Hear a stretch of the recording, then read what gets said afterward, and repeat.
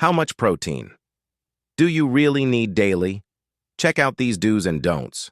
Protein, vital for various bodily functions, must be a daily dietary staple. However, excess or inadequate consumption can lead to health issues. Here's what you need to know.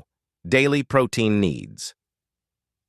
The recommended daily protein intake varies but typically falls within 0.8 to 1 gram per kilogram of body weight, tailored to your activity levels and health.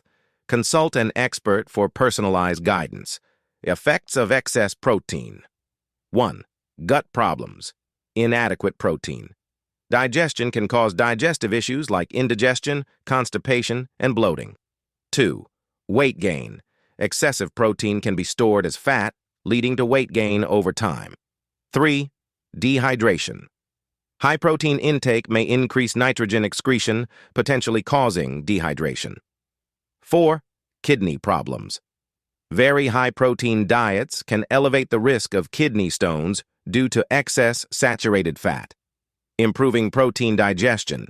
Include proteolytic enzymes in your diet to break down proteins, enhance digestion, boost immunity, support cell division, regulate blood clotting, reduce inflammation.